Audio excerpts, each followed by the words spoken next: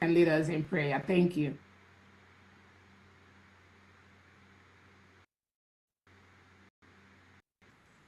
Let me make sure somebody can unmute themselves. Submit yourself. Right.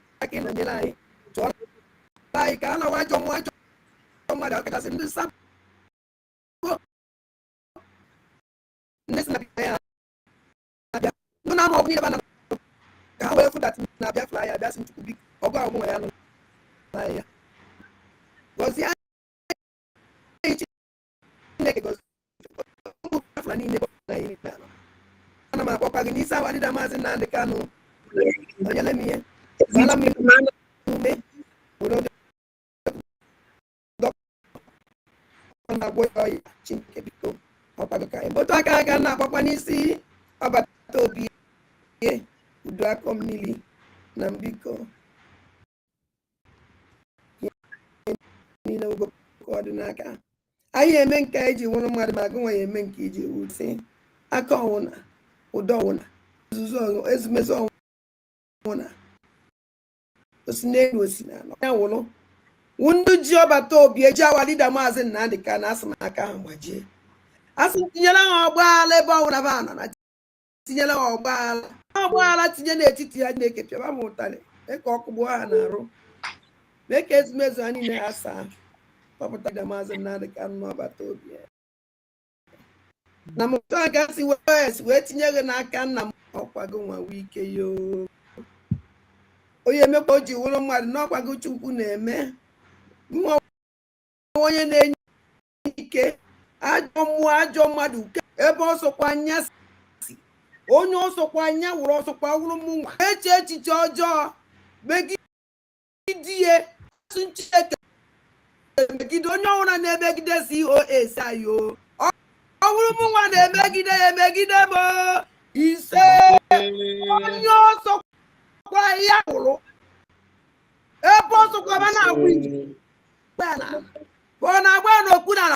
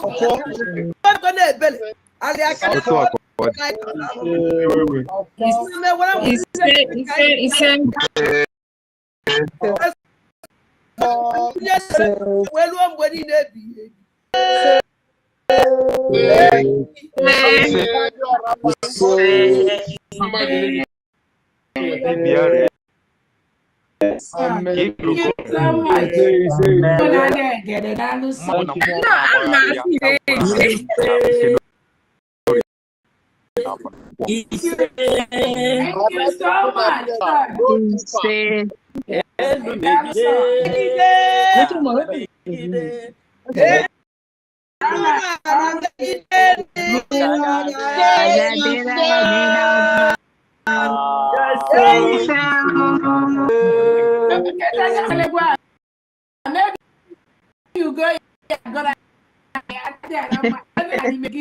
I like it.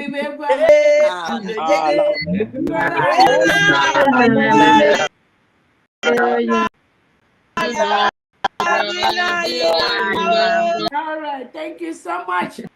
Welcome, Biafran'S. Thank you so much. That was a good prayer. We thank God for this opportunity to thank our own Obatobie, His Excellency, the Prime Minister of the United States of Biafra.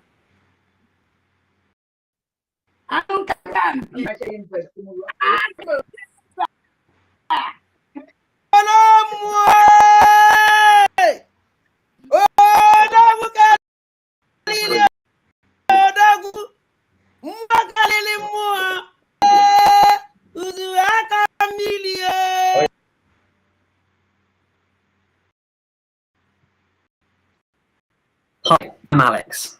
I hate public.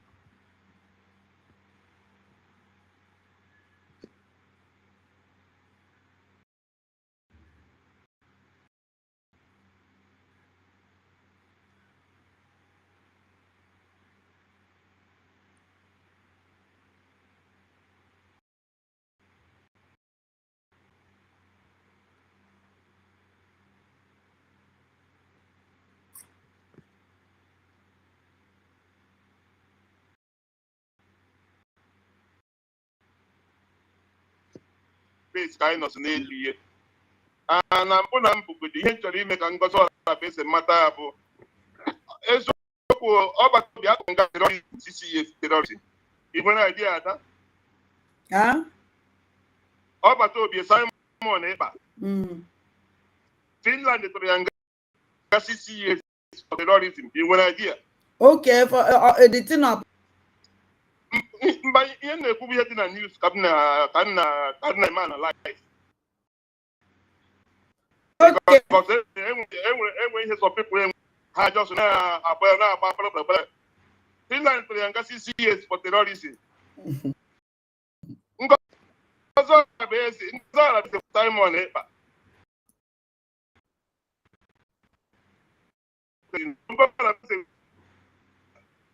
because ọgbata obi were eme terrorism also were so terrorism movement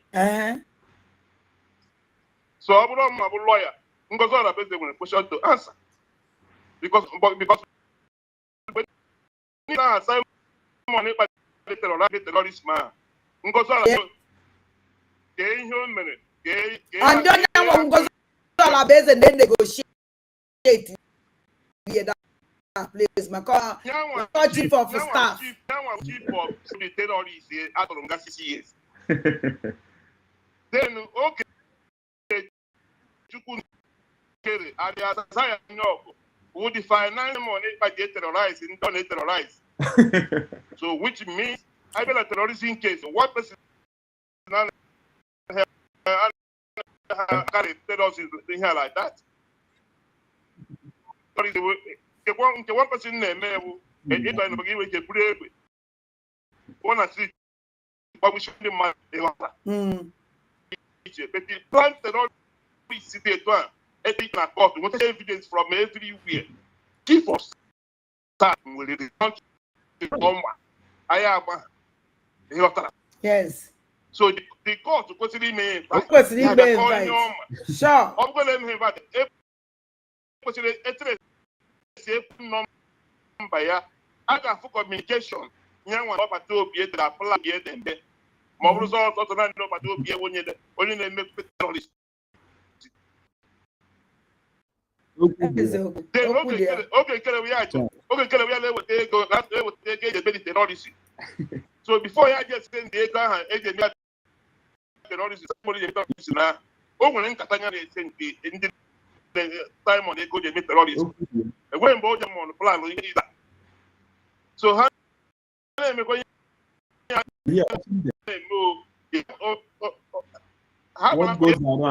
that is what goes around comes around sure ha na-efi na Simon Ekpa a ga-eme ya emekwa ha ejila arrest one by because that is how it works enweghị mgbe mmadụ ga-abụ ga-anọ n'okwu ọfisi na-arụ ọrụ enweghị ụdị kesi dị enwe sọtụ ndị a ga-achụrụ onye ọbụla ka a ga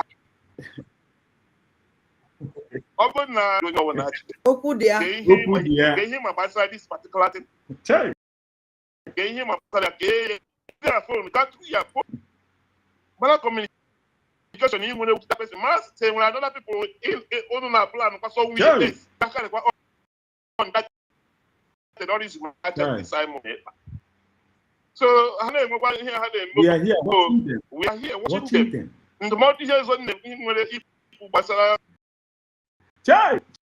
so ihe ka nọ mgbe ọ bụ na epigiri ya nọ the team nọ na-ewepụta shin nọ ihe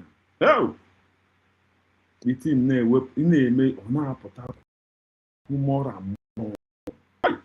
ọ gakwara gafụ obi ya na ọ dị ihe na-agba m ara nwaanyị ezuzuru gawa Finland gaga afọ ọbata obi ya after all these things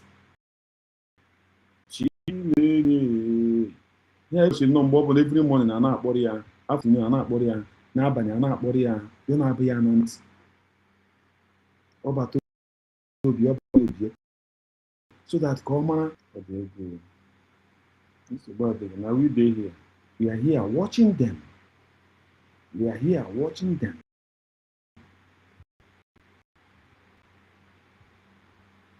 we are here watching and the amụma niile ifulu becha niile wa asị because na amụma niile ifulu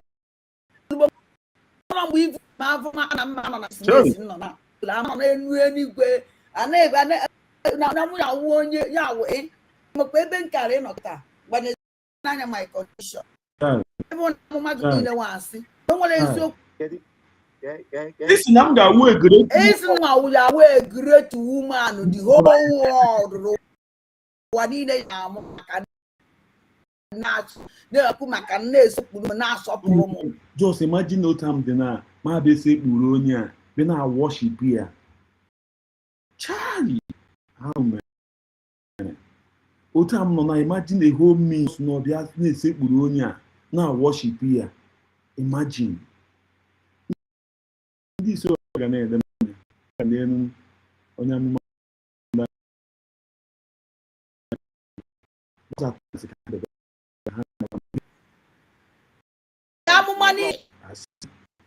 na amụma niile ivulu ma afọ na mma nọ na dismes nọ na amụma ịsụ na mma nọ igwe ana-ebe na-awụ onye ya wụ mgbe karị ịnọ kịta ganezie n'anya ma amụma gị niile nwa asị na o nwere eziokwu dị ya nụ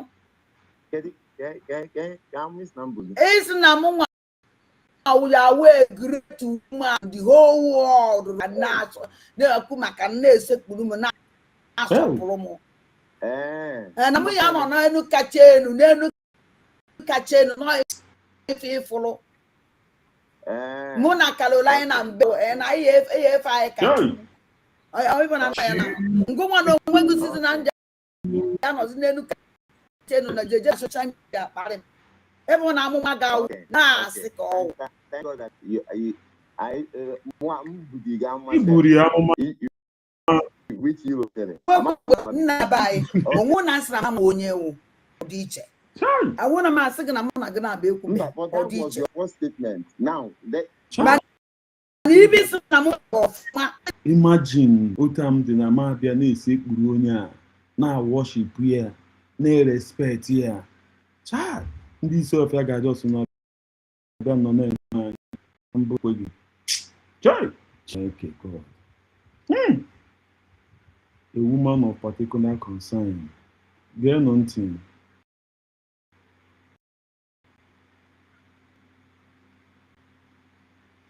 ominu that na because of nine azọ Biafra onwunye Fulani yenyela aya mba jụọnụ m ajụjụ ka m nọ Christian Fulani they against even that na-eme ikwuru eziokwu if no one the Muslim Fulani they against even Fulani na-eme Biafra majority many of Fulanis ready to help us many ndị nwanwụ na anyị chọọ ka ebie ya ego ya ebinye ya many ka m wezi anya that na this man ala Igbo anyị ha na-ekwu mana ọka mma ebe ji gawa na ndụ ebe ndụ ji gawa na ndụ national anti Biafra ha na-aghọgbu ike otu onye national anti n'ụlọ ndụ Sokoto na ndụ ji gawa na-ekwe ya ndụ ji gawa ekwecha kịta ahụ Kaduna ọchịka na so na ha bịara ugbo ha enwetaghị okwere onye ọbụla ayọ emergency na egwu mmadụ ego ọgụbe ụmụnne m na-abịaghị I'm gonna new more small to the you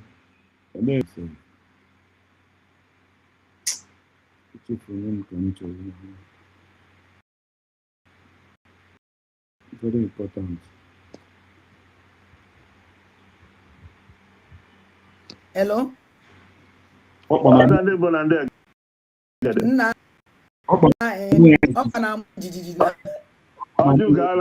njijiji na ọnwụ na Biafra sọkọ mbụọ na ọnwụ na Biafra unu sọkọ mbụọ tinyere m na Adagente. Imagine gị ihe agwade early this morning ka onye sere ka njụrụ gị ihe a. Gete ịtụrasụrụ dị na nwa nsị gị na ihe ji ekwukwe maka onye abụla ya na afọ ya amaghị onye ọ bụ ịghọtara. Anyị amaghị onye ọ bụ my spirit na ọdịna nwa ọ na-ekule m onye abụ DSS agent ka onye abụghị onye Igbo. Okwu dị ya. Ọdịna nwa abụghị onye Igbo. Because onweghị ime ọgwụ onye nọ n'ala Igbo na-ekele m ọ nọ n'ala Igbo onweghị ime ka nwụfu stafs Igbo ị na-watch program ya so mana all these things ọbaghị uru ebe point nwere ịjụ ya bụ ha na-ekwu this is their charter for prime minister abụghị m a lawyer because ihe ndị ihe ọ na-akọ kịta number one ugodi o nwere red flag he could face number one red flag nwere gọọmenti nyere ọda ọ gọọmenti original gọọmenti na-agaghị enwe fundraising ọ bụrụ na ya na-enwe nọ n'ikra o kwesịghị broadcast that fundraising that day nke a ka o megodiri first ise ka o mere kịta ọ na-eme this exposition o wepụtara meseji COAC sendierie 2 messages nke ọ kpọrọ ya gosi na esedize nonsense call me COS 2 messages o sendi mana ya na enwe wepụtara nke former finance minister o wepụtara message from Kede nke ahụ bụ number 34 o nwere as a media team as a media ọ bụ okele mere ọ bụ media ya bụ ịnọ n'itụla ọkpọ oge nkere ya mee interview oge nkere ọkpọ COS omeghị interview ndị atọ gị mee ya ka ihe Biafra United ịkpọ Biafran'S ihe mere ka ihe nyere ya si media and o nwere followers o nwere 130,000 followers ka ihe nyere Biafra United ịkpọ chief of staff of Biafra government exile ka m hapụgodi United States of Biafra government in exile chief of staff ya bụ Ngozi bụ eze doctor as a media o nwere media ka ihe nyere ime ịkpọ ya na mee interview nụta ihe o kwuru Biafra jụọ ya ajụjụ ya na ojụkwa ya ajụjụ dị n'ọkpọ kere mee oge nkere interview oge nkere ọpụtakwa gwa Biafran'S okwu Biafran'S ọ jụọ ya ajụjụ ka ihe a na-akọrọ ihe a sinsi enwebụ onye jụrụ oge nkere ajụjụ ha nọ na-akọ chata lọya ndị mere blọg ihe anyị kwu ebe anyị kwuru ha agwa adịghị mma mana asị ndị na asọnarị pesin mbụ ihe bụ ka ọ gụrụ kịta chata for prime minister ya gụọra anyị chata chief of staff in the government ihe chata kwuru chief of then after ọ gụchara that chata for chief of staff in the government ya gụọra anyị in absence ọ bụ na the prime minister anọghị ya and the deputy prime minister when the deputy prime minister onye ga-arun the government ọ bụrụ na a ga-emegara appoint anybody ka onye ga-coordinate ihe ka the work of chief of staff in the government and the work of chief of the prime minister ihe a simple something about ebe a na-akọrọ anyị amaghị onye spirit everybody na-ekweta onye ọbụla ga-arụ Biafra ọnụ you must show your face you must do a sacrifice before I get you into you must show your face to work ndị iro ha pụta Oh, now come for the reason why Obato Bieji pocketed this guy so. Notice why Obato Bieji betele yaka. Obodiyan no na na media. Okay, initial time on the claim. Go from Ojo Nelly. What support to Nelly? On about what message you made the day about Ojo is Nelly with the first of Galan. On the abody had a make on that Ojo in here you do. Monami had known that so many attack disappear. Among them was born for months. Before Ojo support Toby. I want to know could over so can I go do what you has Biafran'S on Ivo Melu. Ya coach last month before I got this convention. Actually be the program will be the start analysis. Okay, boy on a phone. Yes. Immediately na PM disappear. Give me 2 days, that minute. Okay, boy on a phone. I the program. Yeah, no link. Okay.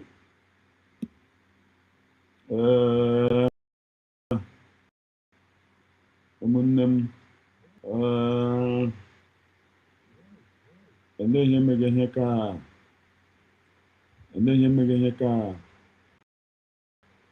ọ ihe awụ onye a na-eme ọya mere ọ dịka ọmam ihe ọwụ Ebe ọnọ ka o riseti onwe agwara gị n'oge bụ na họteelụ ka oge enweghị ụlọ na họteelụ ka oge nọ oge Chukwu kere bụ na họteelụ obi enweghị ọ na-ala background ya go and watch all the whole background ebe oge nkere na-eme program all the different background hotel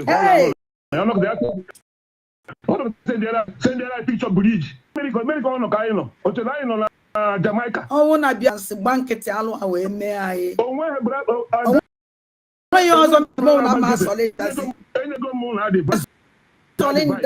Solinda alụ reji nwa ọnọla na France su ike. Ụmụ m nọ here and I will French citizen okwu ebe. Nne m nwa ahụ onwezighị. May your soul rest in peace. May your soul rest in peace. Ana m anụ ihe na-ekwu. Kamla ndo ọ biko ka here is very, very important. They put me here in the morning, they put me on Twitter this afternoon. The government should not wait. They are trying to waste. As a man, we made all that shit. Also, go direct to court. Court immediately. Let them come. Let them come. We are in government. That is the government that actually to more now because they did not come here. Only the one court. Court.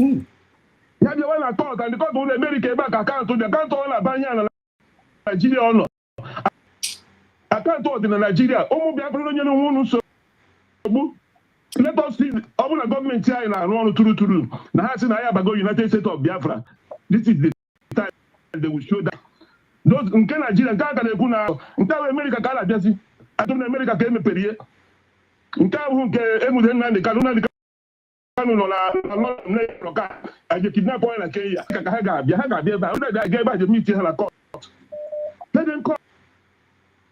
Come up with the because I don't make it.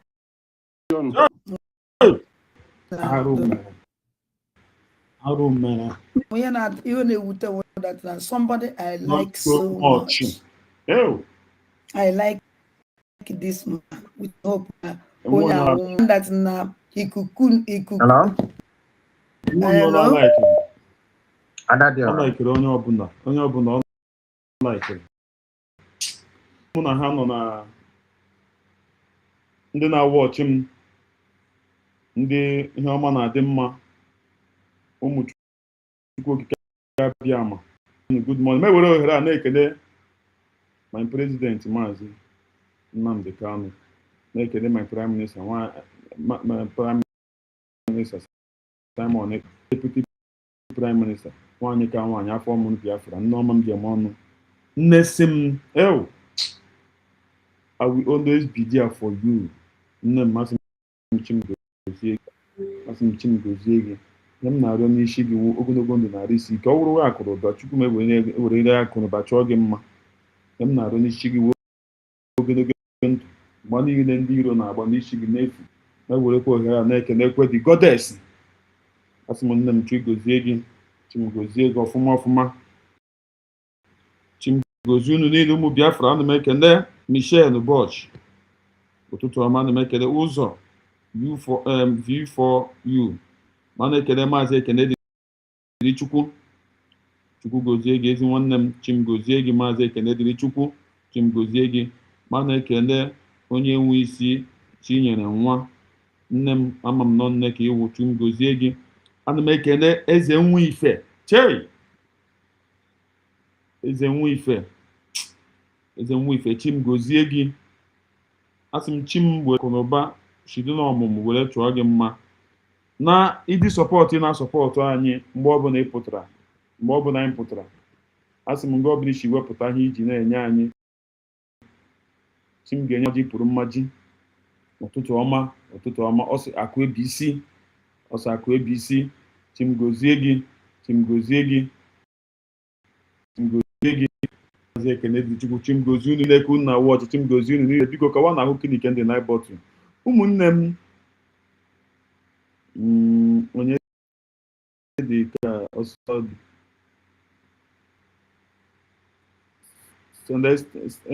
afọ ga amakwa m ya iwekwa n'iwe biko. Ụtụtụ ọma. Clement ụtụtụ ọma. Chimgozie gị Clement. Ụmụnne m enwere ihe m chọrọ ikwu but enwere m ihe ndị ọtụ m ga-agwa unu ga-enwere m ndidi.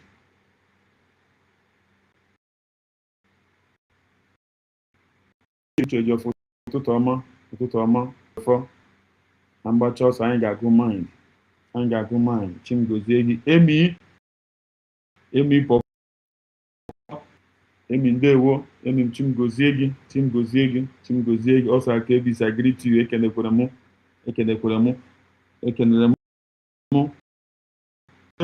Chibụzọ ọsị good morning. Ụzọ enyi m nwoke ọ na-eme isi m so much. Ọ wụrụ ka onye ọ na-eme isi m.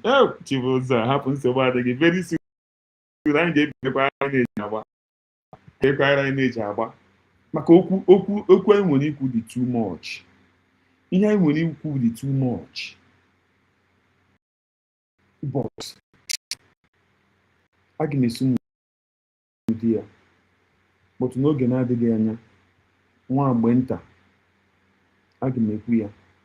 Nye ndị mmụọ ga-atụ dosa ya. But a na-egbu atụkọnata na ọ nwere iko nkwụ. Ka a na-egbu na-atụkọnata. A na-egbu na-atụkọnata. Yes, nsogbu adịghị.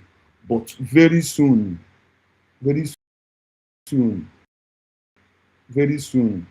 N'oge ihe m fụrụ enwere ihe m fụrụ egebekwe m ya. But achọrọ m ka mụ na unu gee ya.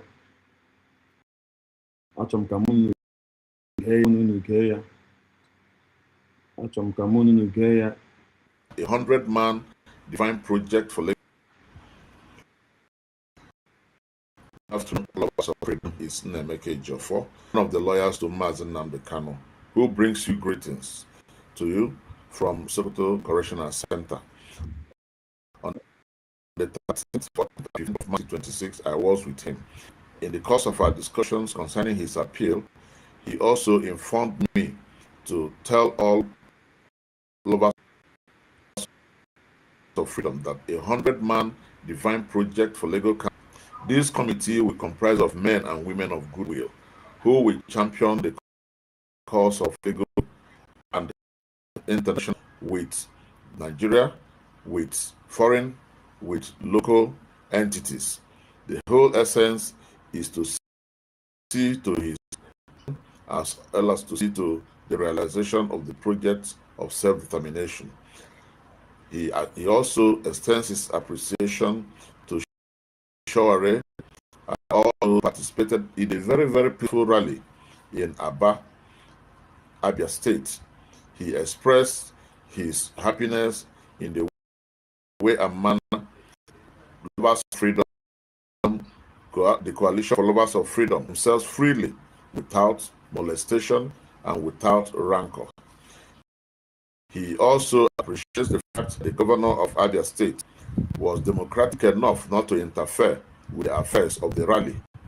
He also appreciates the fact that the two persons who were arrested were immediately released. Appreciates the fact that those who organized the rally, those who contributed, and those who executed it did this in the... He thanks all of you who were there in Aba to rally support for his release. He also thanked all those who in one way or the other coordinated the affairs of that rally. He appreciates all of you. He specifically offered appreciations to Sam Shide, Ambassador Cruz Niger, to Cruz Nation, to Ada Ekwensu, to people of comments, to all those who in one way or the other were there. Shaware, Madam Mekano appreciates you so much for the fight that you have put in for him. It travails. All those who love freedom are activated to engage with the 100-man committee. Get and make sure that everything is done positively in the way and manner that he has directed, for the purpose of solutions and for the purpose of determination for the purpose of realization of the self-determination project. Thank you and God bless.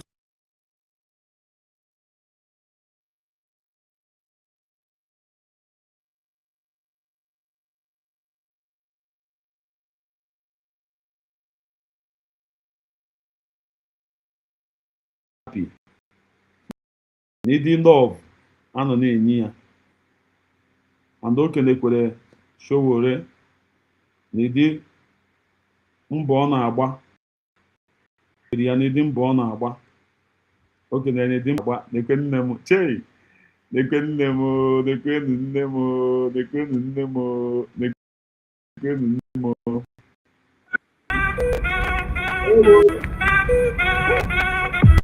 Mọmi ka ga-enye m copyright, ka ga-enye m copyright, ka ga-enye m copyright, ike ịkọ dị anyị m, ka ga-enye m copyright, nekwenu nne m, ezinne, nne ka nne, nne m, nne m, nne m, nne m, nne m, Chineke. Unu ahụ na nne m, unu ahụ na nne m, amarịcha nne.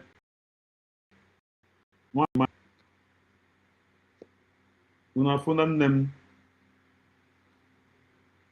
nneọma m, chimgozie gị, chimgozie gị, chimgozie gị, Chineke. Ka m dandodo ozi siwa na ihe m mana m dandodo ọsịsọ ya ka m ghara iti ihe na ya ka m ghara iti ihe na ihe a ka m dandodo ya adandodo ya ewu ọsị ndọta ka m hapụ ya emecha m eme ya. Unu afụ na nne m,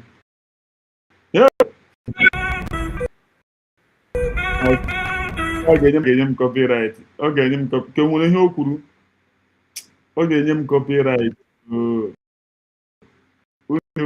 Ka ga-enye dị egwu ga-enye m copyright, ọ ya ka m egwu ga-enye m copyright. Ekwe nne m, ekwe nne m,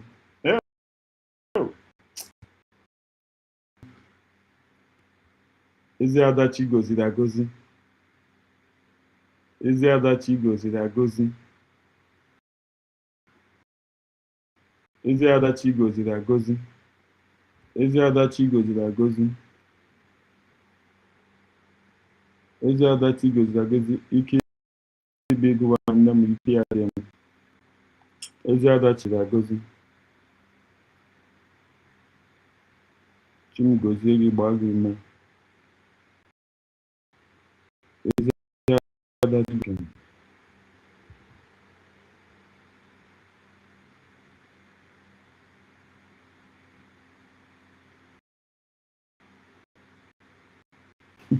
This guy.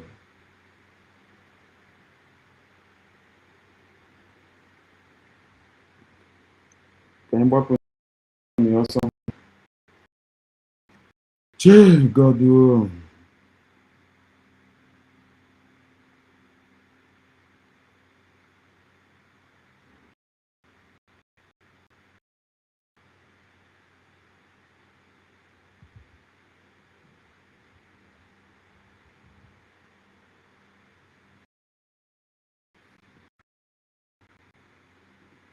Ekene mo weekend job back ekon.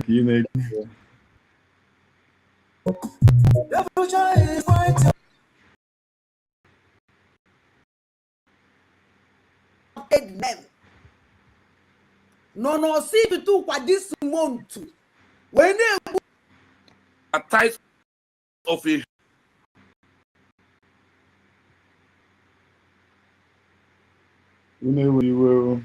n'okwu dere ede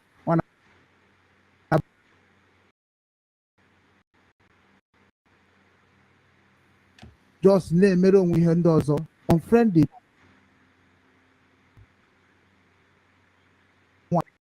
asịrị ya n'ọnye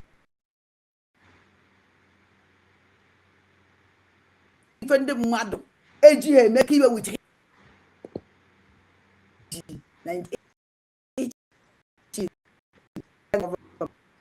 wee ịgwa ha mee ya ọsịsọ iwu mmanụ chọrọ ka arịda maazị Nnamdi Kanu na Sokoto ewu dị aka ebuja arịda maazị Nnamdi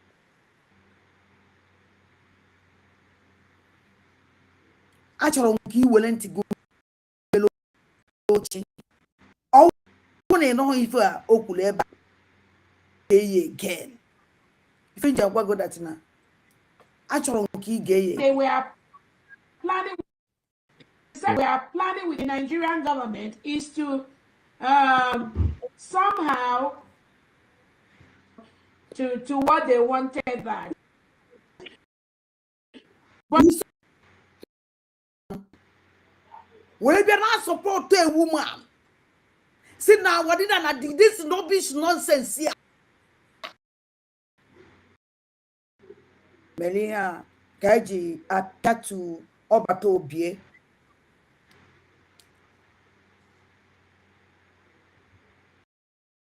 Ome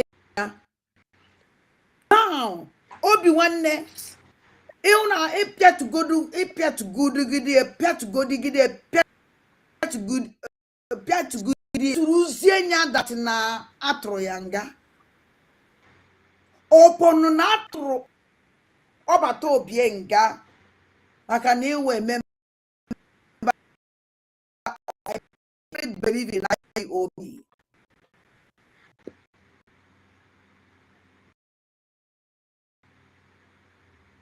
Our leader must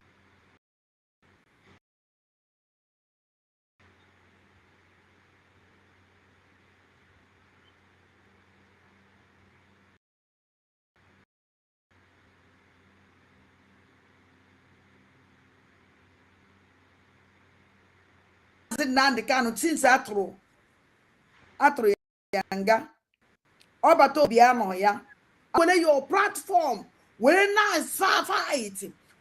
fight for the release of our leader Nnamdi Kanu appear to obato obi iji meke na appear to obato obi and the woman onwegi strongly believe in IPOB.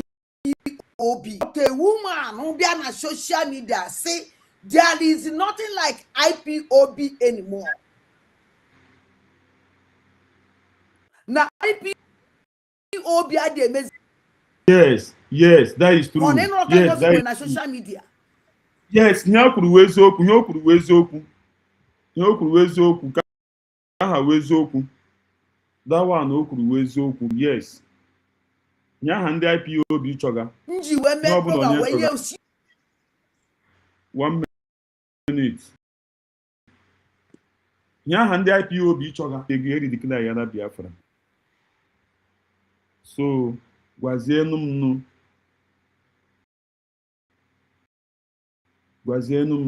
ihe ha chọga o nweta ya ụmụnne m enwe onye na-ahụ ga ebe nwetara ihe anyị nọ na-achọ iri declare ya na Biafra.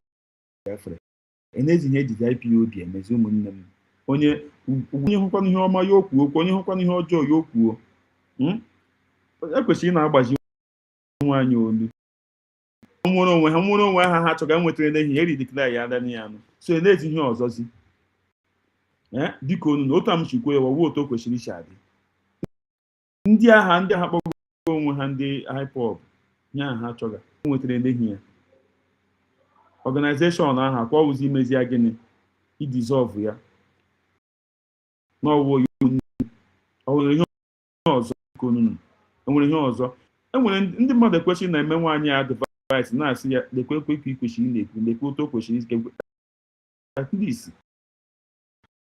geenụ serious warning that you can say everything but never you open your gutter mouth say that no, there is nothing like IPO.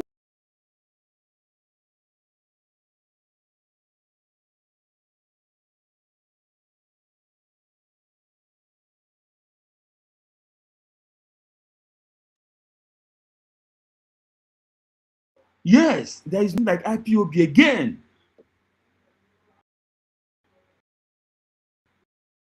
IPOB again. Yeah, and then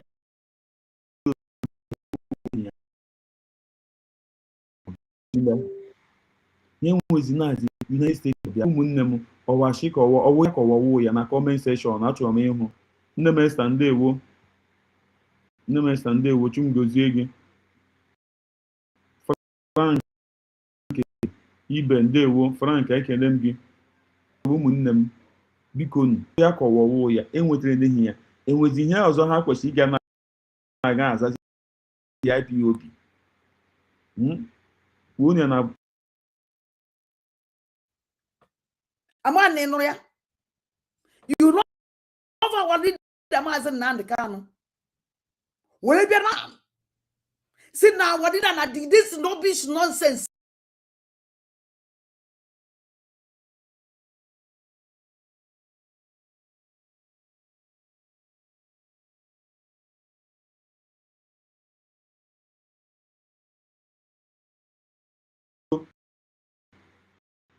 Fili na ha ga-emeri ọbịbịa nnọteke ndị iro nye anyị ihe anyị nọ na-achọ sinsi gị nwa na onwe gị so celebrate ya welie efu na aga elu na-atị ndị mmadụ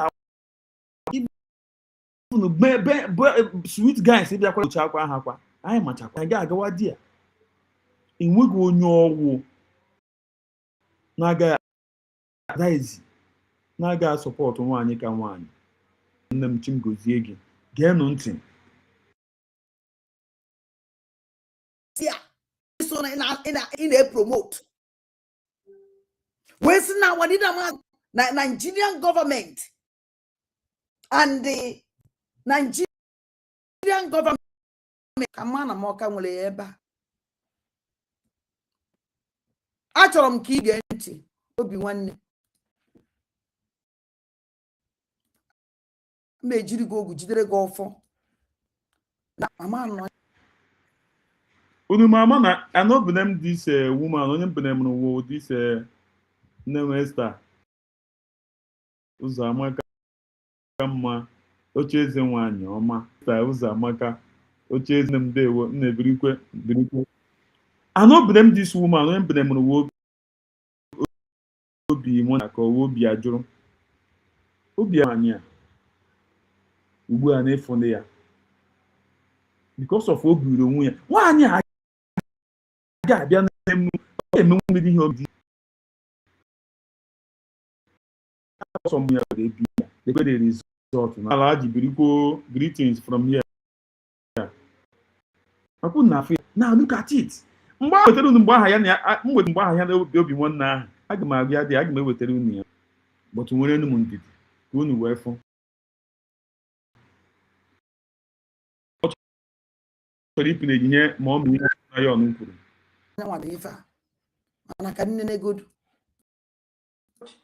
maybe a day before, be in Finland, you know, they were planning. The second plan they were planning with the Nigerian government is to somehow let maybe a day before, coming to the venue that day to render just to render so many things, to what they wanted that. But that didn't work out. They were planning with the Nigerian government is to somehow let Onye to come out maybe a day before, be in Finland, then you declare that day to render just to render so many things, to what they wanted that. But you see, Obi-Wan in the to our leader. Support somebody. See that in there. Now will a plan. Second plan somewhere.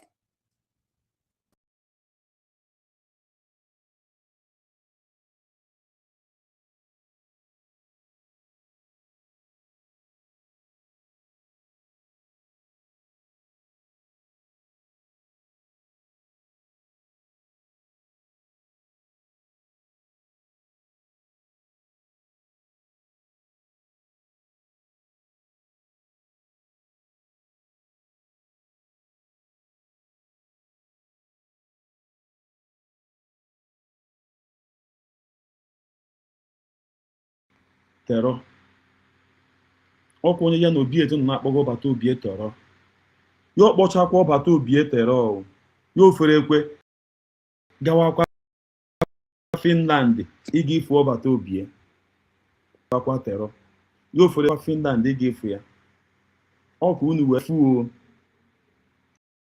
ọkwa unu wee your network is ụmụnne m gịnị ka m ga-emekwanụ ka anyị na-amaniji ya like that ka a na-amaniji ya like that Rubbish on a man of Finland. Biafran'S. Useless. Biafran'S. Useless. Man, I think it destroy. Unafunia. You see. Ịhụnanya ya n'ọkwa onye o sokwa gakwa ekene m gị Kochus ọkwa unu wee fụ ya ụmụnne m ọkwa unu wee fụ ya akwụnụ ihe ọnụ na-akọga. Can you just person? Can you just imagine? Can you just imagine this kind of person? ọkwa unu wee fụ o. Can you just imagine this kind of person? Can you just imagine? Imagine, just imagine.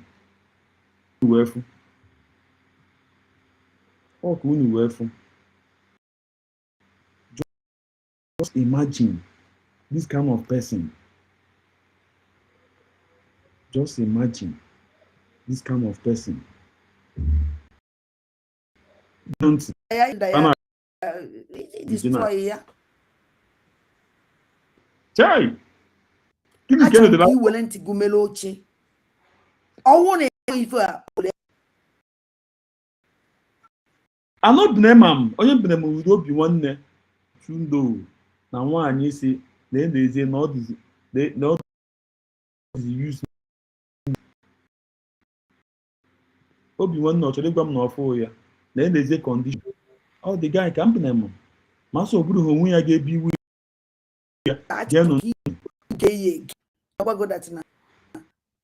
Achọrọ nke ga-eye nwaanyị awụ onye iberibe ọ maghị ihe ọ bata Obi ọsọ ya o jee nga o jee nga ka ahụ na ka a mara na enwere ihe karịrị Chineke ka ọ gakwara ga nọkọta gaga efu ya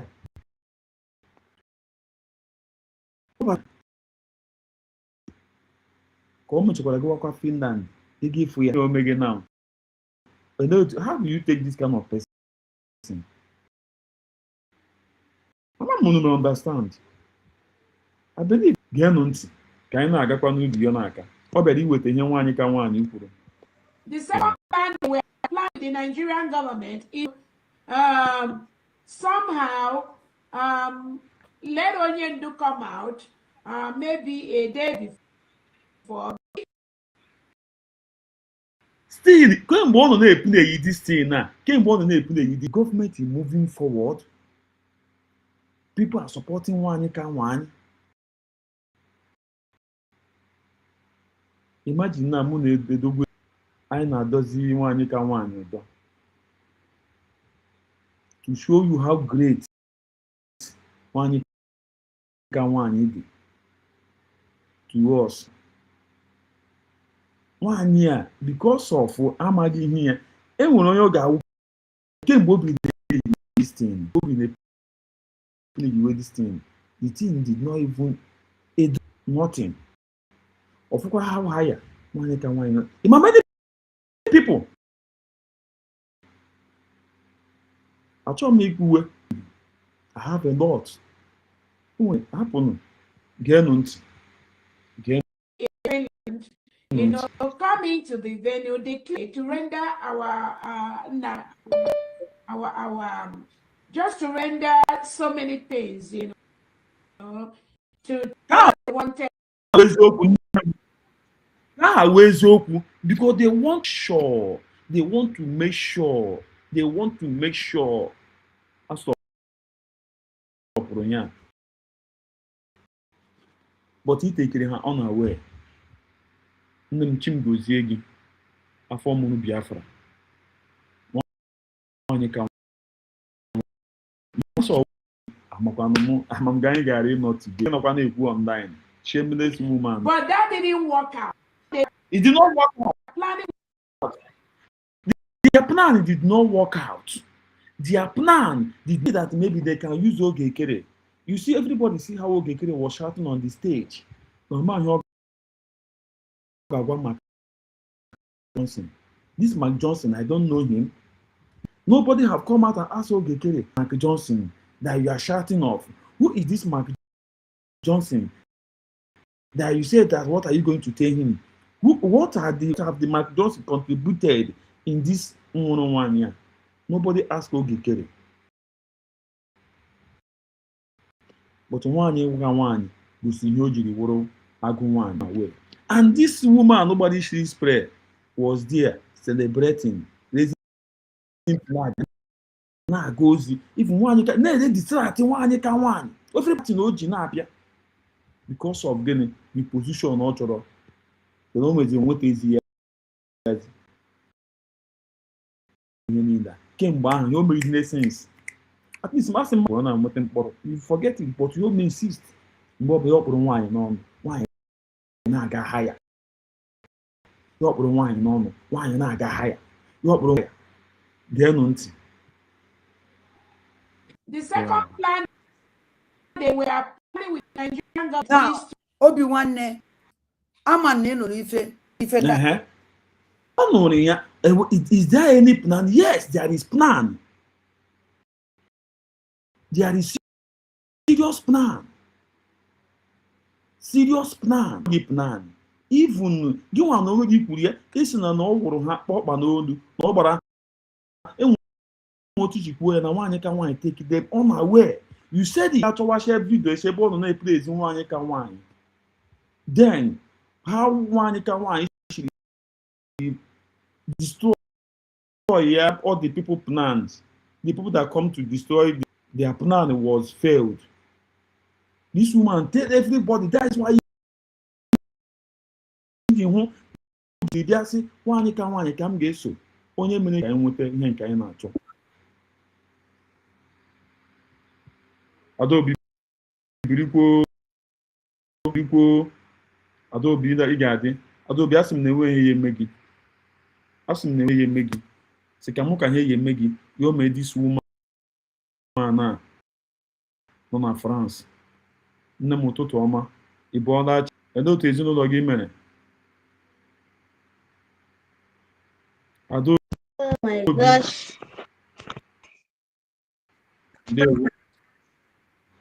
Adobe can them. Adobe ekene m gị. Ambo. Adobe ekene m gị. Akwebisi. Adobe. Ụtụtụ ọma nne. Akwebisi 1. Akwebisi. Nwanne m ekene m gị. Ị na-anụ m? Nne. Akwebisi nwa Dr. Ngozi Arabeze. Ọ bụ nne m sọsọ nne m ọ sị m do not be moved. Do not be moved. Akwebisi ụtụtụ ọma. Ụtụtụ ọma ụmụ nwanne nọ na comment section. Akwebisi ngị na odogwu Enugu. How many times ka mkpọ gị? Akwebisi bụ ụzọ wee kpọọ nne ya bụ Dr. Arabeze wa DPM. Gị na ya mazụ ya azọ mụ ekwetaghị na nke a. Odogwu Enugu mụ ekwetaghị na nke a. Mba, Odogwu Enugu mụ ekwetaghị na nke a. Mba, Odogwu Enugu ga-akpọpụkwa gị kọtụ Biafra kọtụ. Ekenekwa m ụmụ Biafra. Akwebisi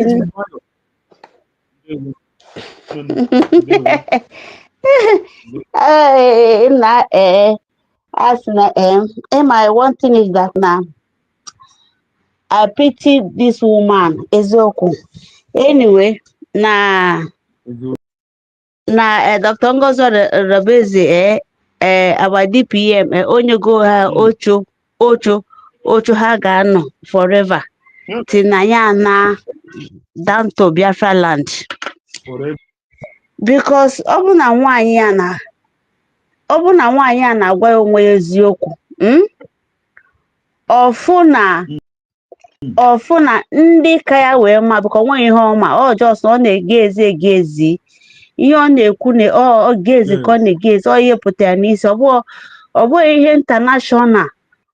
ihe international na-akpọ you understand ọ just go na confuse ndị golebu ya ndị ga na nwaanyị a na-arụkwa ọrụ na sinsi anwa ọ ka nọ ya ọ na-agbani onwe ihe ọ na-agbani ụmụ nwanne m. Even our lawyer even Ejimako lawyer Awonyendu ma the law about this IPOP organization that so far as they have declared because na on Kibwa ka declare this thing na declared na all the whole organization have melted. They are no more existing. Dissolved. Even in even international law is no more existing. Let any IPOB, let Nyamabu Adadiora and Joy let her go and research. Let the people that telling her that Rebani Mada, this thing that you are saying, where is disgracing herself, let them go and research about IPOP organization. And let them know what international will give. No, let them know what international will give about IPOP, whether it's good one or bad one. You understand? There are no IPOP organization as a terrorist. Even Nnamdi Kanu knows that yes, this declaration that our even included her went to where? Finland to go and do it, and she wore white and white. She was there. After everything is what? You know, even though you are not educated, go and meet those that are educated and research. Why is that this woman or Ugochukwu 2407, why are they not going to Chino, our Biafra TV? Why are they not going to ask her, to ask him a question? When Hannah get there? Why na that door and joy quick? Why no go mgbe Obi Nwanne host Chino our Biafra TV why not go and question it. Even that Obi Nwanne, please my brother, ị ga-amụ onye na-ekwu okwu Ngozi Chukwuka na-ekwu okwu because that day after ịkpọ yeah but na-enweghị time ọkwa na-ata biko go and research, go and do your research about IPOB, what international put IPOB. IPOB is not existing anymore. IPOB, because all of us were IPOB.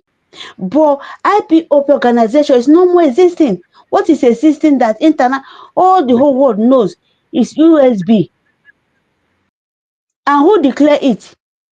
And who declare it? Dr. Ngozi Orabeze. Dr. Ngozi Orabeze. Do not believe. And the thing in the archive, the thing in every social media. What this woman is talking about? That that you are telling Obi Nwanne that this woman that called IPOP is not more existing. What do you know? Gini kema? Ada do oranjo gini kema? You're there disgracing your generation, telling that Obi Nwanne, so you're supporting this woman.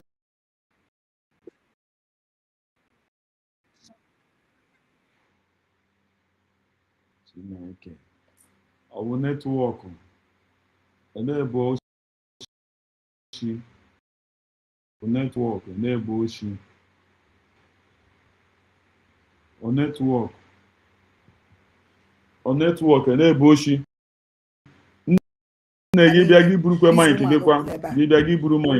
agent to Gumeloche because I'm an in I watch this program. I'm an in I watch it. And you say that you are the man and kind so much, but you now support a woman who talk about the man and the kind of woman who's way decide the man and the kind of Sokoto. I couldn't have. This thing goes up to 3 places. I say I will put the so up to Ujigawa. Second one was Sokoto. Third one Kanu. Fourth Kaduna.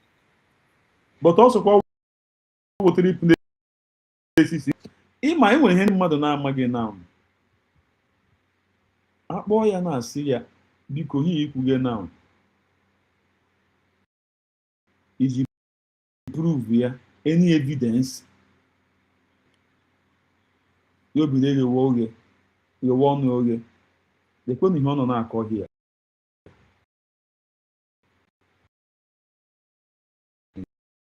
because of game okay nya no ko na akwugari na Finland okwugarigide na akwugarigide o nwetegide tin.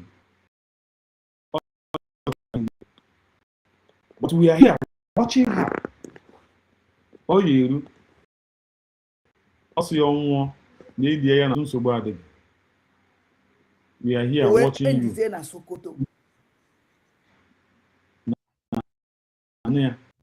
If I go up to Kaduna, you go up to Sokoto, Kanu.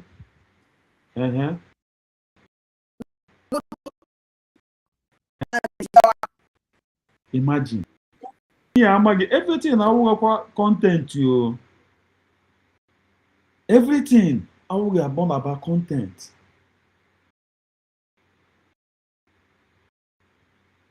Only many are not here. Only many are not here. All the form of an Ghana go need. I'm not getting I'm not going I'm not getting we are here. Gianont. Ebe Ngozi woputawu Jigawa ko woputa. First to place woputawu Jigawa. Second one was Sokoto.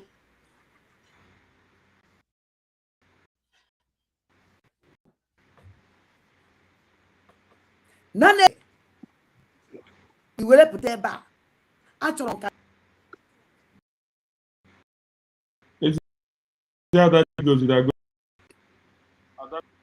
Ada na-eri okwu anụ. Ndewo. Nna adịtị mgbapụrụ m.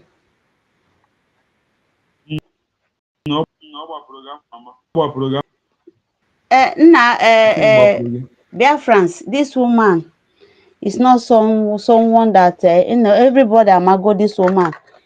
It's a shit old water. It's a shit hole. Onwe ihe ọma. Yes. Because ọ bụ na onwe ihe ọma. Oga ada dị ọra njọ. Ka mkpọzi agafe ada dị ọra mma. Biko jege weli ego maybe 100 euro. No, okay. Mba achefu mechefu but na afa ha ji wee ma ya na o ji wee register ihe na ya. Hey, ya gbapụkwa m. Why?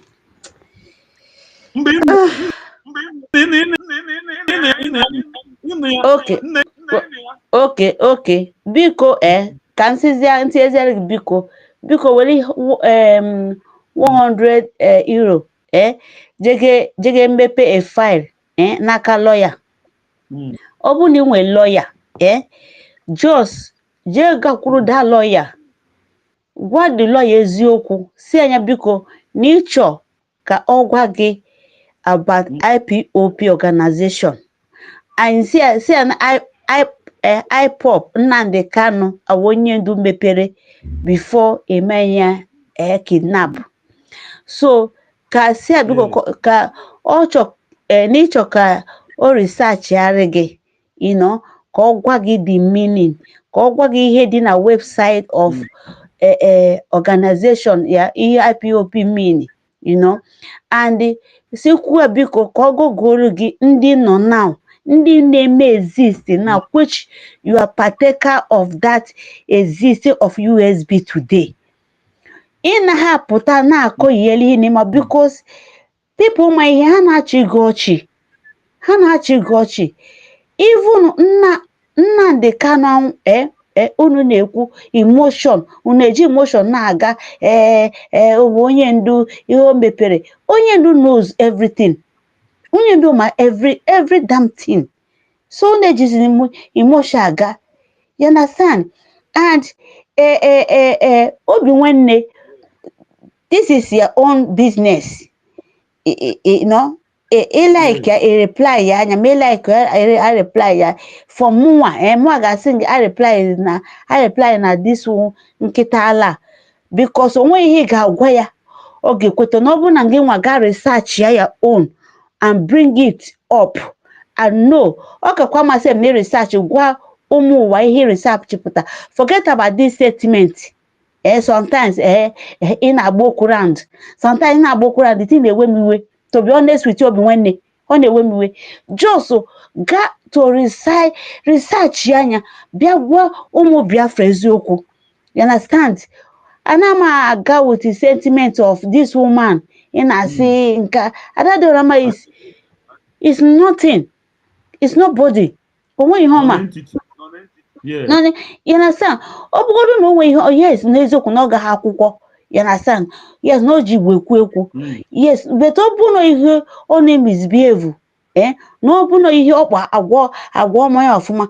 Okay, ya nọ na that government. Ha yes izi onwe ihe ọ ga, because onwe ihe ọ na partake before. So ihe ọ na partake ya nwa ji ọ na-akwu ya bụ na ọ na-eso awa PM na-aga ebe ọ na-agọ na-etu ya afa. Oh, bato bien.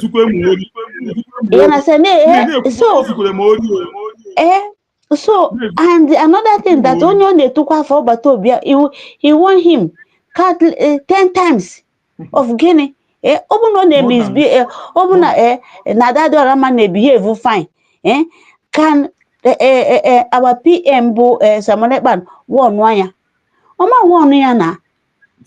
Because the agwa jonjo and obuta agwa we be na go. This is government, this is not organization, man. Let us say the truth.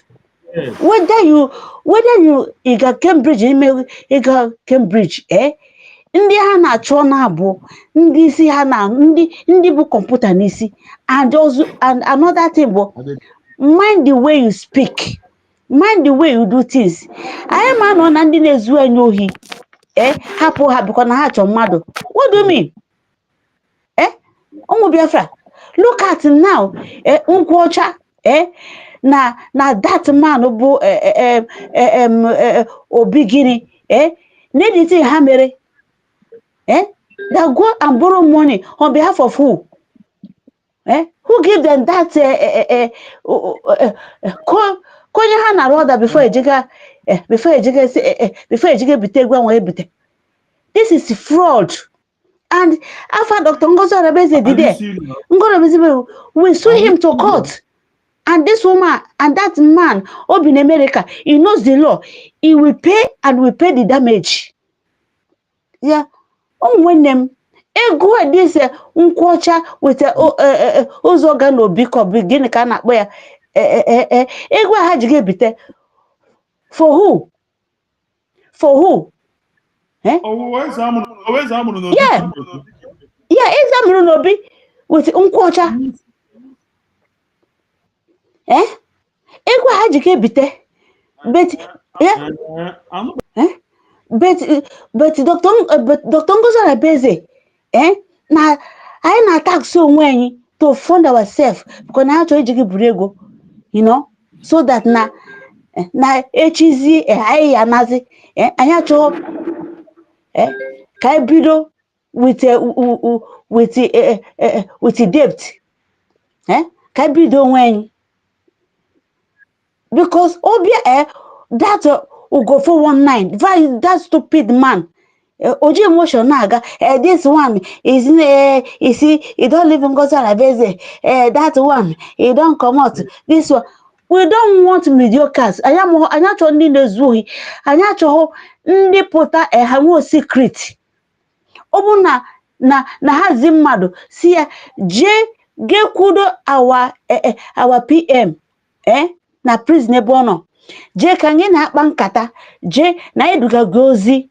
Anya chọghị pụta onwe the third person ị ga-akpọ wee na-akọrọ ya. Only kia budati ni kwuru ko to government ga-esi trust gị again. Ko ti ga-esi wee nọ na government because ndị na-keep secret. That's where a lawyers, nurses, doctors, ha ji enwe gịnị, ha ji enwe oath. President, governors, senators, ha na-eme gịnị, ha na-esu oath to have what? To have secret. Yes. Even Monday, I want to one man on immigration. Okay. The man won Biafra. No way. If we secret OG, because also were the oath that not going to keep their secret. Yes, that's why. That's why the oath. So they will not leak it. Obuzena ibeze leak is yenye. Hanuze ni leak ya ahapogi because of what Biafrans will say. Come when I need emotion aga. This woman, emotion koji aga. We are not there because nobody's mad.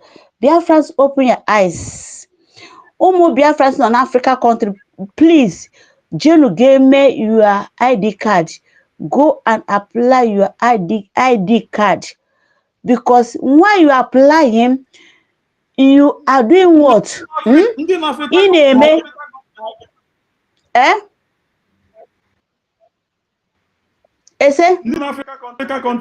yes, now. Yes. Indian of Ghana. Yes, now I'm on abroad now. Yes. Yes, Indian of Ghana, Cotonou. So far as na Nigeria.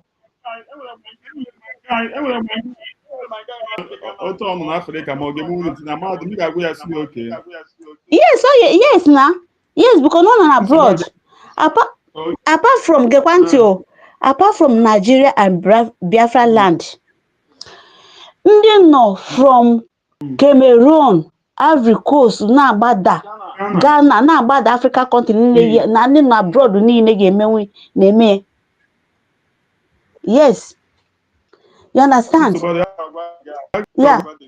Jelu game because one kuno je game kuno na choko onye ndu anya pota. Because no ihe international need now. They need I think 10,000. only 10,000 jenu ga-eme nye biko unu hapụnụ this nonsense. Yes, yeah, even yeah, onwe ndị nọ na I think other echefuna m the other Abidjan yeah, onwe ndị make nke apụtacha the African country, you understand?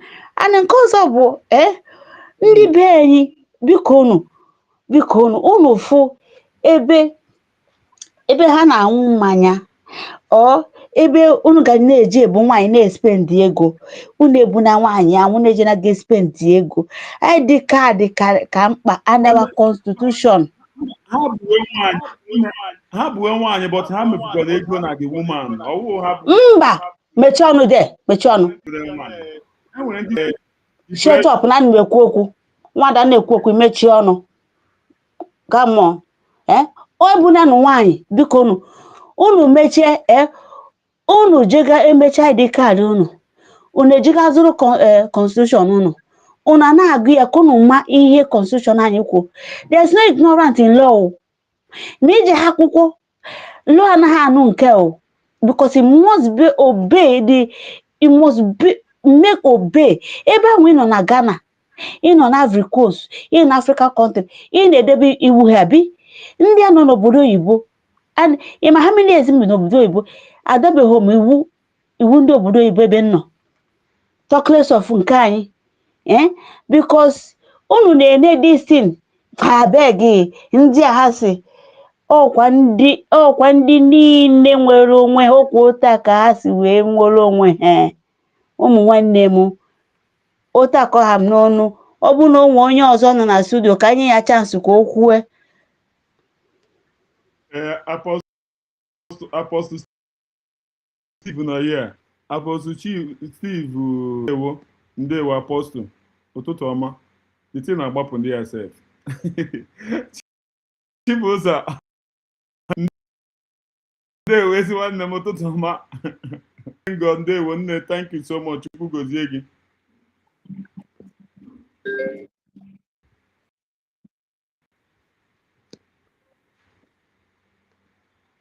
Nne ezi ada ije dị minista ụtụtụ ọma. Ije dị minista ụtụtụ ọma nne m ụtụtụ ọma. Ije dị minista ije dị adabirikwo ọya balụ gị nne.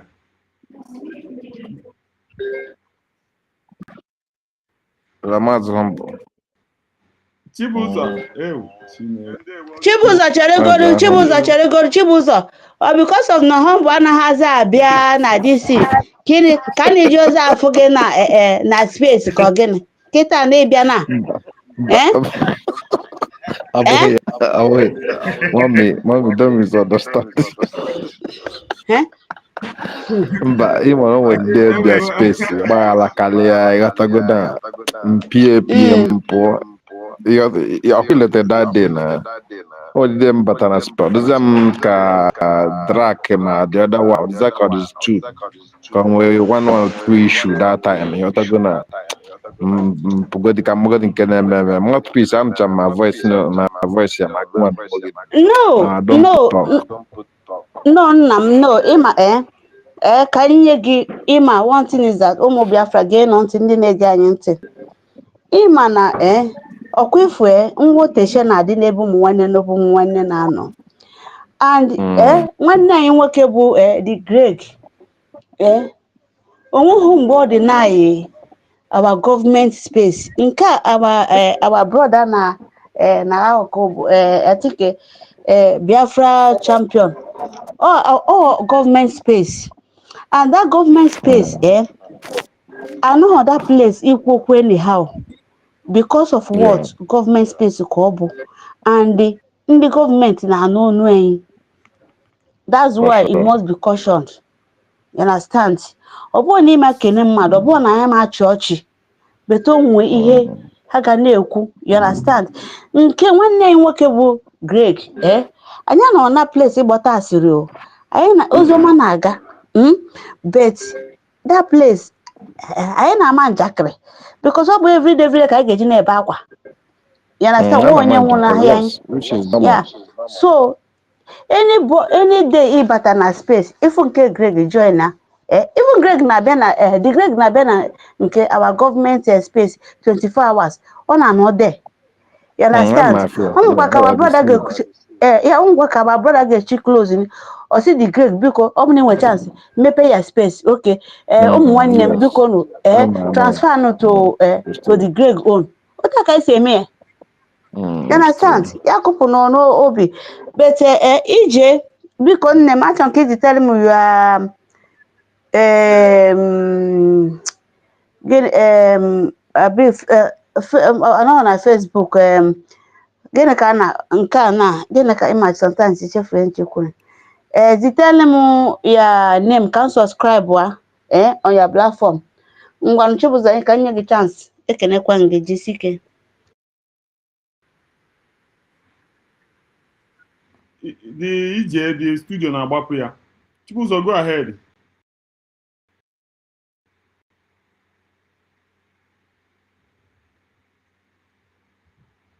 Chibuzo nọ there.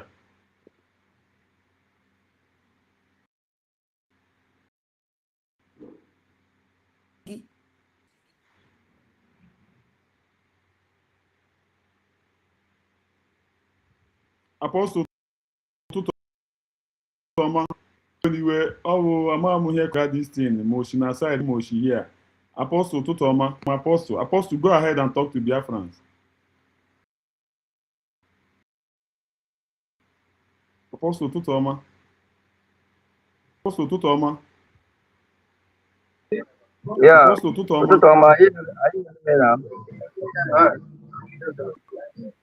Are you getting me? Yes, I can hear you. Go ahead.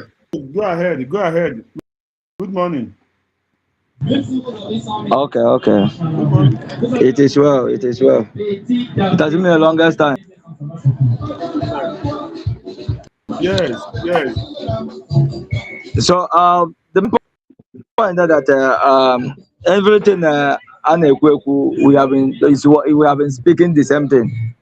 The point that this woman on just on the baby because on a phone many people is coming back in what they're supposed to believe on and what they're supposed to defend. So that is why she's crying so bitterly. Because I listened to the program he made that of Obi-Wan. So herself analyzing Obi-Wan's program, saying that standing for supporting the government that is on the ground. It does not mean all her anger and vestation is only to that why should a person like Obi-Wan come out and talk about even government of Biafra, you see. So all these things is that the woman is crying that many people are knowing the truth. Many people are knowing the truth. Both those in Biafra land are knowing the truth. And everybody must come back. They must return back. Because everybody must come back and support what they're supposed to support in full. Because there is nothing like IPOB. IPOB as an organization is an indigenous who choose to rise up, gather themselves by the help of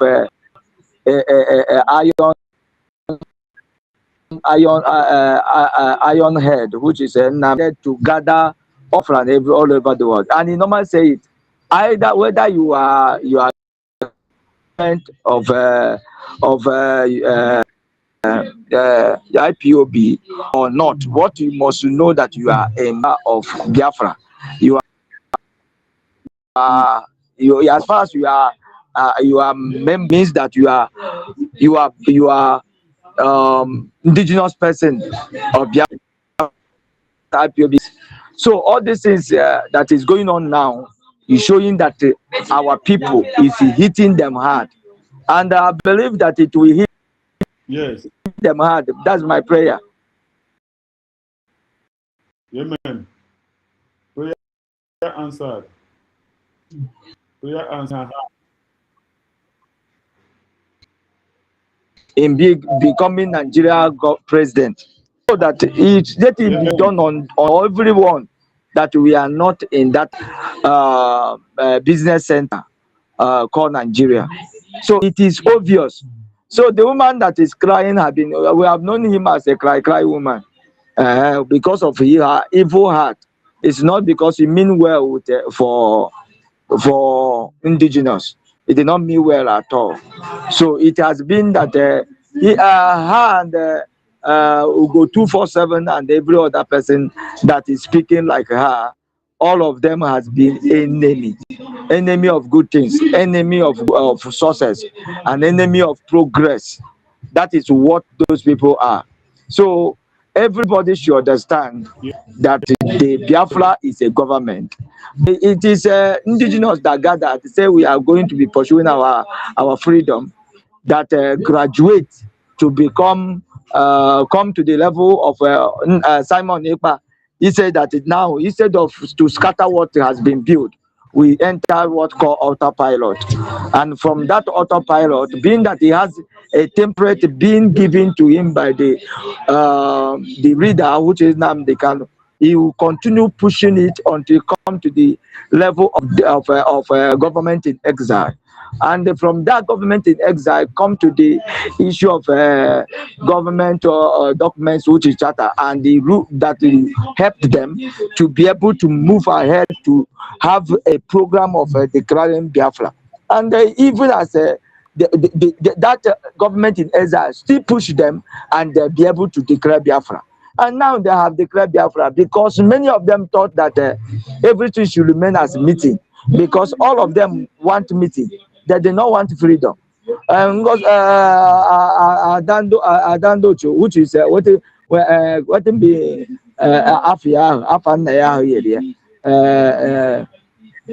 that woman is not Chikodere. She's acting according to her name. She's acting according to her name. Chikodere is acting according to her name. From the one, she's not after freedom. Anyway, if you ask yourself a question, why are you calling her a freedom fighter? You know, she's a freedom fighter. Why is she a freedom fighter? It's not a freedom fighter because he did not know anything about freedom. He didn't even know how a local government is being created. He did not even know how a meeting is being formed. He just came up to become one of the cabinet of a country called Biafra. You know, and he don't know that when there is revival, even when there is revival in the church, when there's a revival in the church, he will be gathering everything. He will see a womanizer, he will see a rook, he will see mandage people. Ndị a ga-edowe phone na chọọchị Oworu, ndị ga-esi mgbe ndị ga na a ga-enye ha chance count offering money, they will still steal from God. They will still see people that will even take care of orphan or take care of widows. He will still eat the widow's own and eat his own. So all these people will gather, but after the revival, that is when everybody will begin to know who is who love God and who did not love God. And that's what is happening in the movement of actualization of Biafra. This is how it started from IPOB, and it came from a thought. It came from a thought, and before the group formed. So that is how it's forming. And everybody, it's not everybody that started it. We continue being it, being in the group, because when the change, because then when they will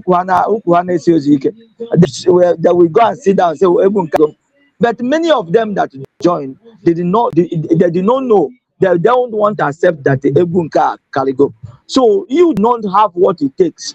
You can't even stand to defend even the nation you are saying that you are cabinet of.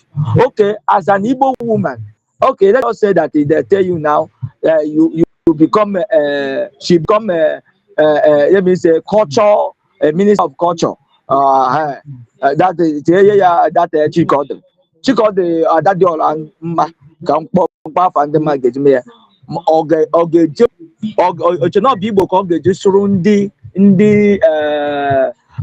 America or Europe to cover her about our culture. Let me say not to become a cabinet. That now cabinet that government now say go to a country, go and tell them about our culture. If they think it's an Igbo you're going to use and speak there, or even if it's Igbo, did you know our culture? Did you know anything about our culture? A person had to trouble because of Arurana. A person from village because of waywardness. So it did not qualify, and she did not know. She did not want to accept that the game are carried there. Everybody, if you can start in a football team, does not mean that you will continue football team. You better find your time. You give way, the team continues, the club continues. That is how it is. But these people that started, they were evil people that come for meeting. They come to make money, and I normally say it as God's servant. I will tell you that this woman has eaten the Biafran money. This woman has stealing from Biafra money. This fundraising of issue they have been doing, even when our leader, our PM was around. This woman especially has been stealing. These people have been converting and diverting finance of many people, calling them to send money that they did not know a way to donate. These people has been stealing, and because of that, after declaration, the door was closed, and every one of them is agitated. The same way we go 247. All of them are meeting. All of them are meeting. All of them are meeting. Like is it a moto that was in the IPOB that time. That they attacked our leader, our PM. All of them were meeting, but they were crying because of the money our PM was blocking, that is not entering their pocket again. Well, where is that girl now? Where is that girl now? That was in Italy that time. I don't know where she is now. Every one of them has disappeared. So this is what is happening. And we know that they are crying. More they cry, more of the Biafra is getting stronger. Government is getting stronger. Why? Because the weakness of Nigeria is getting obvious, and the nation of the world is knowing that PM Simon Ekpa has been speaking the truth. What they say is PM is not, and what Nnamdi Kanu have said is what is happening in Nigeria. So I want to let everyone to know that there's nothing, whether they like, let them cry from now to tomorrow. They cannot change what have been declared. Instead, what Obi-Wan has done is what others will follow suit. Every other person will follow suit. Very soon, even the senators will begin to join. Senators that retire, even those that have come out of power, they will begin to join. They must say the truth, and nobody will say the truth. It's the people who know the truth and deny it before that will say the truth. I will yield my mic. God bless you, humble lion. You don't tell when I come to this platform. I they look for you and they see. Bless you, Apostle. Bless you. Thank you so much. Thank you. Oh, Ama, ndị niile a na-achọghị ikweta ga-emecha kwere ọgwụ n'ahịa ụwụ ọsọ n'ibe ahụ. Lee n'obi nwanne mmadụ gwa gị na today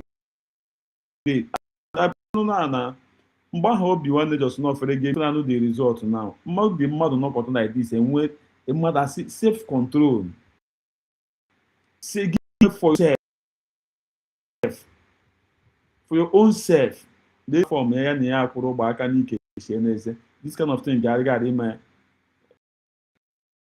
happen. But can get on your small. Only to call you have free mic and the platform here platform are represented. Platform are represent is open. And only open that is your platform. So can get on the woman one if you're name. Also no makes the whole world to remember who is Ojukwu again. They check in Akwụkwọ. If you go through Mazin Nandikan, you can never see a Google refer Mazen Nandikan as a terrorist. Yeah. In Ania.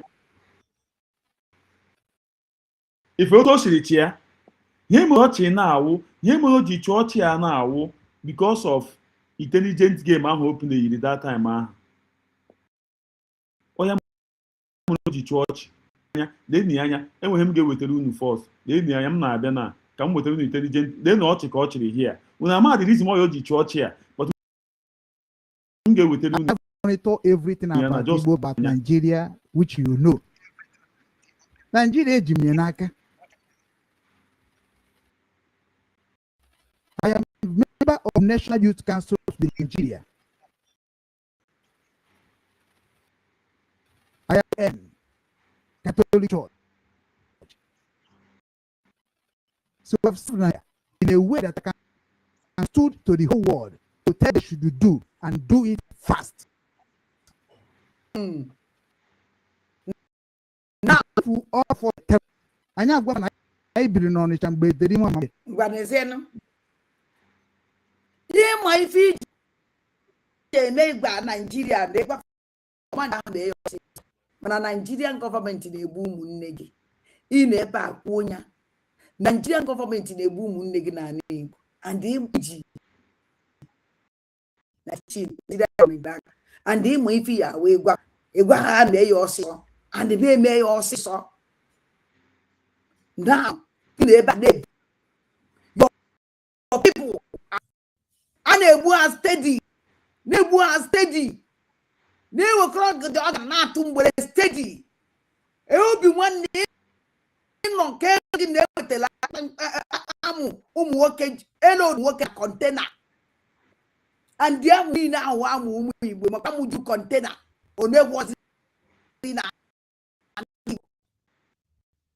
something body ka enwetara n'Igbo steeti obi nwanne ihe niile ahụ ụmụ Igbo ị ka na-eche and imentara and ịgwa Nigeria ya eme ya ọsịsọ ịgwa nkịtị ịgwa bebe ha na-eye mgbe ndị bụ ụmụnne gị gwụchaziri egbuchazi ebe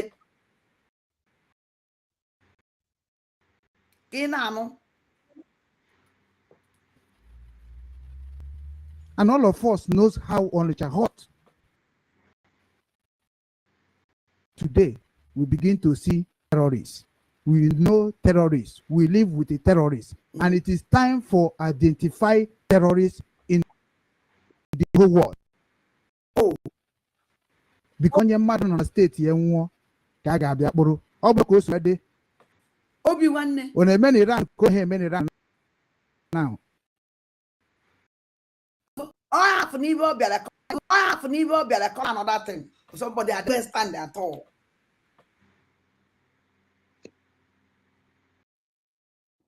From what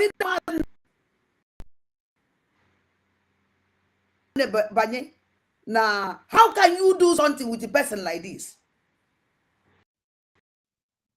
Yes, China, okay, China.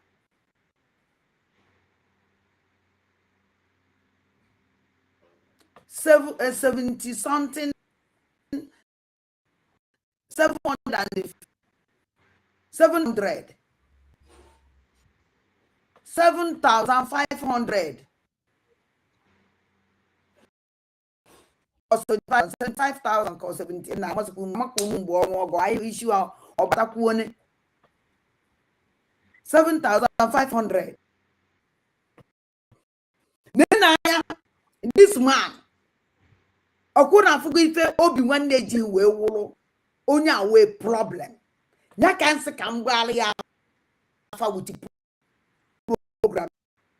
Eji make iwe with him.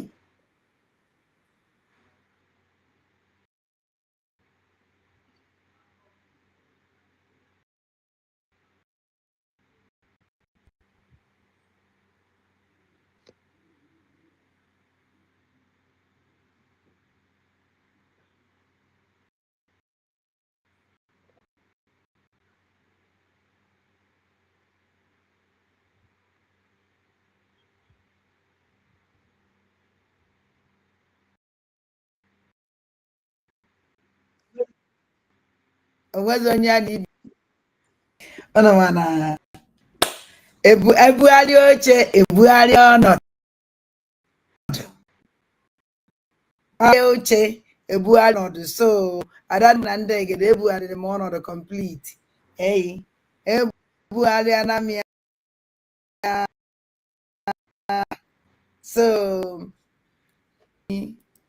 onwezi onye a na ibie na-anọ onwezi onye ibe ya na ibie na-akọ onwezi onye ya na ibe na-akọkasị arụ na ife anyị nọzi kịta ken na-enyi anya ahụ intelligent na-enyi anya intelligent game aha ahụ mee na o ji dị against obi nwanne intelligent game aha na ọ ya mee na o ji dị against obi nwanne na ọ sọpọtụrụ United States of Biafra and ihe ọ na-ewe iwe because of obi nwanne bịara na platform ya na ihe ekwu uche okwu ọ bịazi na obi nwanne abịa echigharịzi azụzi bịa marazie ihe ezi hapụzie intelligent game nwaanyị a playiri here na wala wala wolo wolo we gain nothing now dimension yes humble so ụmụnne m nne m Akwebisi. nne anụmanụ Okay. Ada dị ọra njọ so onwe ihe ọ dịbọ nkọ so onwe ihe ọfụ nọ Lily Biafra TV kwuru na nke obi nwanne why na ọjọọ challenge ya o ji kwụsị so obi nwanne ka ọ bịa na-akpụ afa no ọ nọfọ ihe chi na ọkwụ that place ihe o teach there so onwe no ihe o pikite no from Chino to challenge to counter that maybe the narrative of Osia maybe o pick one thing n'ime okwu Eri Biafra TV kwuru see how you lie why ọ bụrụ na ya ma bụ adadara ndị si you see because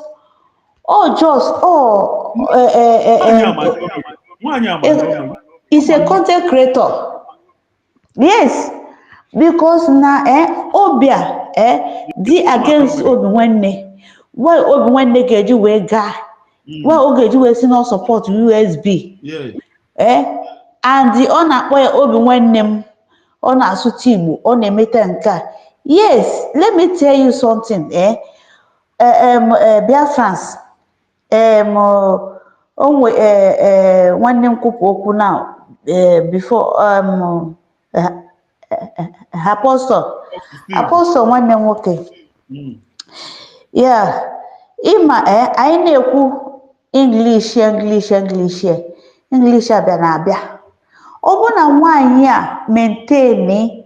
maintain lane ya n'ebe Biafran'S government of Biafran'S dị ha ka ya retain ya and ọ bụ na ha na onwe ebe ha ga-akpafanye ya ọ bụ na ọ ga na-ejele anyị international level no but onwe ebe ha ga-akpafanyarị ya because of gịnị na beti na ama akpafanye ade because na ọmaghị omenala hapụkwa na ọ na-apụtasị ndị bụ na ndị egede ndị ichie ndị ọkpọ ndị nka ọmaghị anything gbasara omenala ndị be ha ndị ebosi wepụta ha ma nke bụ eziokwu n'ihe a na-ekwu kịta na aja n'Igbo na-anụ onu m aja be nna ya na-anụ onu m amaghị nwaanyị amaghị ihe a na-akpọ ọ bụ mmadụ pụta ha nọ na-asị gị ndị mbụ na ndị egede ndị ọkpọ ndị nka o buru ose ọjị o buru aja ana o buru nzu ka onye anwa ji eme ihe omenala o nweghị ihe nwaanyị ama just a content creator ihe o ji wee bata o ji wee confuse many even Munwa, included the Munwa before, because I supported her before, thinking that no na-eme ezigbo ihe, and that time ọ na-eme ezigbo ihe bụ maybe 70% because na mụ na anọghị n'otu ha that time, so na ana m eso ya na YouTube, you understand, and ihe ọ na-eme ọ na-amasị m duto na njem anyị niile na-achụ, beti mgbe m fụzi mba na ọ bụghịzi ihe ahụ okwu na mbụ, and okwu taa okwu echi o chenjie, ichetaziere ihe okwu echi enwa ọ sị gị na-asị na ọ bụ onye makwa all those things. Nwa ngeji na-eso that kind of a person bụ na ọ na-adọchie our gọọmenti azụ, ọ na-adọchie m azụ, nwa ngeji na-eso ya for what? So obi nwanne ọsịsọ obi nwanne nọ that place, ụmụ onye ya na obi nwanne nọ there, our brother bụ Riri Biafra TV, wee ọ na-ejighụ wee were ihe Riri Biafra TV ji wee kwuo okwu ọjụjụ obi nwanne ji ya ọsịsọ ọsọ ya, onye ji wee mee program. Biafran'S, please be wise. Hapụgoro unu onye ga akwụkwọ na onye ga akwụkwọ, onwe ndị na-agaghị akwụkwọ na ndị nna nna anyị ifu okotoko unu ha ji wee kwụba n'ala Igbo, ifu ndị ha ji wee zoo because of what? The common sense is not common. N'ihe ndị ji akwụkwọ, sọmọfụ ndị ji akwụkwọ n'ihe na-ezuzu elili mmadụ dịka Chioma Okeọma, according to the has no professor, mmadụ dịka di Chioma Okeọma has no doctor n'ihe a na-ezuzu elili, mmadụ dịka Rubin Nnadi akwasị na nke nwa bụ doctor, a doctor ju n'ime ihe, a professor nọ ya, a nurses nọ ya, ndị na-ego ha akwụkwọ nọ ya, but look at onye na-ego ha akwụkwọ more than them bụ this man bụ Oge Nkere no, n'ihe ọ na-edueli ihe ịpụta na nke Imam mmadụ abụ is not a lawyer, ọ bụghị a lawyer, amamihe nke onye nwa agụ because but look at apụta na side vam akwụkwọ gịnị ka ọ gụrụ, na ihe ọ na-eji isi ndị mmadụ, isi ndị kwetani uwe na-alalaba nkụ na social media, n'ezie na ada dị ọra mma ọkpọ onwe ya, n'ezie ndị na-eso ya ni ndị bụ na ha bụ doctors, ndị na ha ji akwụkwọ, n'ezie come on, iji akwụkwọ bụ how to read and write, and weli this common sense chukwu ka bịa ma nye gị wee tinyezie n'ime ya, onye wee mazie ihe ọ ya ka ị chọọ, n'ezie na ihe ọ na-ekwu to tell you that obi nwanne nke gbasara gị, ihe mma bụ na go and research anything ịchọ ịma about USB, go and research anything ịchọ ịma about Dr. Ngozi Orabeeze, go and research. But obi nwanne, please I beg you, can you use this medium nwanne nwoke pasịrị gị message, please I beg you in the name of Chukwu Okike Abiama, omenala esi n'ebu ịma na nwada na ana Igbo, nwada na ana Igbo niile na a na-asọpụrụ nwada, forget na anyị bịazi onwe ozi onye ma because of na Igbo nwoke iche ka nwaanyị ba wali gị down, you understand?